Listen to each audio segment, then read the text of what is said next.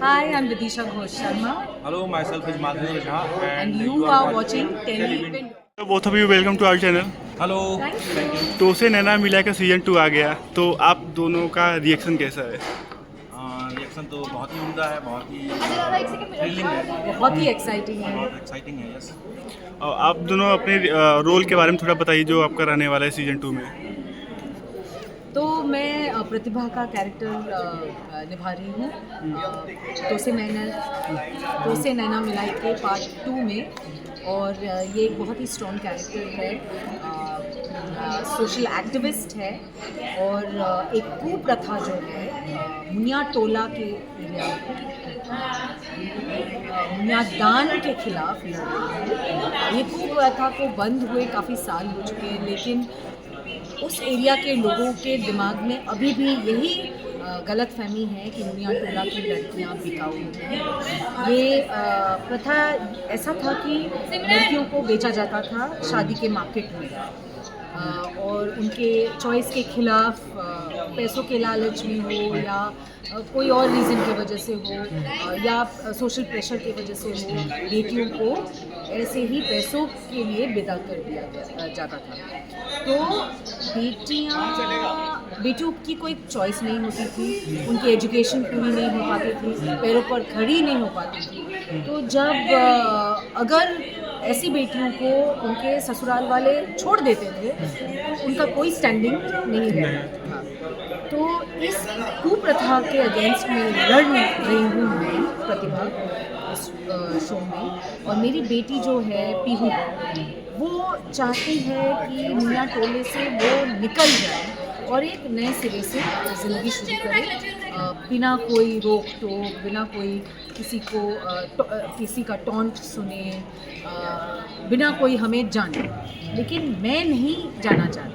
तो ये एक कॉन्फ्लिक्ट है माँ बेटी के बीच में कि मैं यहीं रहकर लोगों के इस कुप्रथा के गलत सोच को मिटाना चाहती हूँ, लेकिन मेरी बेटी यहाँ से भागना चाहती है ताकि नई ज़िंदगी शुरू कर सके। लेकिन मैं इसको जड़ से निकालना चाहती हूँ। लेकिन यहाँ के एरिया की जो करप्ट एमएलए हैं, वो और उनके बेटे जो हैं बहुत ही बदमाश किस्म के लोग हैं, और वो बेटा मेरी बेटी के पीछे पड़ा हुआ है, उससे शादी करना चाहता है, हमेशा टॉन्ट करता रहता है, पैसे फेंको और दुल्हन ले जाओ, ऐसे करके कुछ बोलता रहता है। तो इसके खिलाफ हम लड़ रहे हैं। हाँ। हेलो, मेरा नाम है माधवेंद्र झा और मैं इस तो से नैना मिलाई के 2 में योगेश चौधरी का किरदार निभा रहा हूँ। चौधरी खानदान का मेल मुखिया कह सकते हैं। हालांकि मेरी जो भाभी है वसुंधरा जी, वो सही मायने में मुखिया तो वही है, और मेरा थोड़ा वो कॉन्फ्लिक्ट भी उनके साथ है अंदर ही अंदर कि भाई मुझको चौधरी खानदान को मेरे हिसाब से मैं अपने तरीके से रन करूँ। भाभी जो है वो भाभी के सामने तो मैं, हालांकि मैं चूँकि बड़ी हैं तो मैं कुछ कह नहीं सकता, लेकिन मेरी ये अंदरूनी इच्छा होती है कि भाभी के बदले चौधरी खानदान को रन करने की जो रिमोट है वो मेरे पास है। हीरो जो है ईशान, वो मेरा भतीजा है, और चौधरी खानदान में ही जो दोनों हीरोइनें हैं ब्याह के इसी खानदान में, इसी मेरे परिवार में यहाँ आएगी। ये पटना की कहानी है, पटना में हम लोग रहते हैं। और सर, इसमें हम लोगों ने प्रोमो में देखा कि मैम का एक डोमिनेंट रोल रहने वाला है, एज मतलब वुमेन के राइट्स के कैसे लड़ाई किया जाता है और प्रथाओं को कैसे, जैसे भी बहुत सारी प्रथा, डाउरी हो गई और वीमेन हो गई, विडो वाली हो गई, सब बहुत सारी प्रथाएं हो गई, और आपका एक रिच लुक रहने वाला है। तो ऑडियंस का ये जानना चाहती कि आप लोग का कैसा, मतलब उसमें एक स्पेसिफिक रहने वाला है, नेगेटिव, ग्रे शेड, पॉजिटिव, कैसा? अभी मैम जहाँ रह रही हैं तो वो जो मुनिया टोला की जो बात हो रही है, जहाँ मैम रहती हैं, ये वहाँ से समाज सुधारक हैं।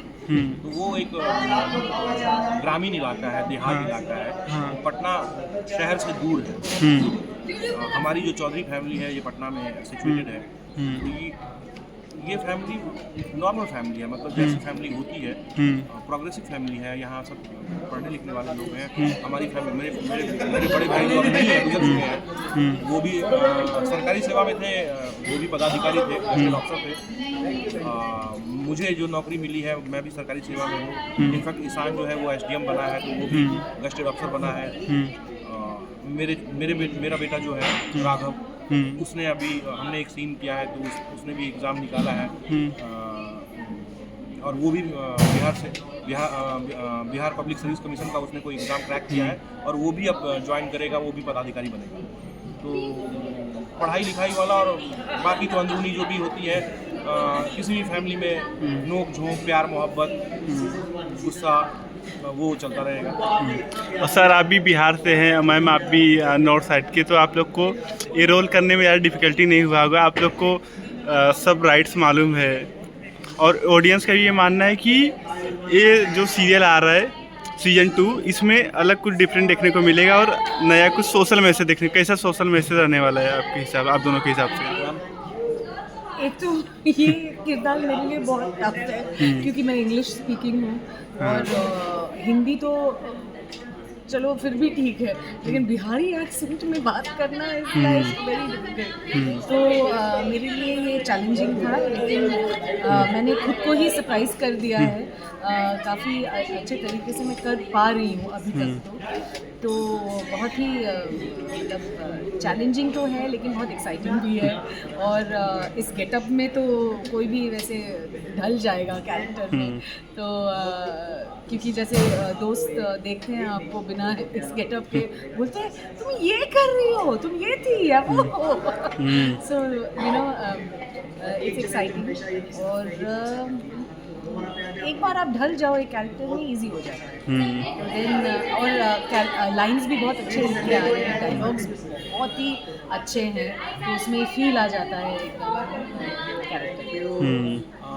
मैं तो दरअसल बिहार का रहने वाला ही हूँ, तो मुझे बहुत ज़्यादा परेशानी तो नहीं हुई है।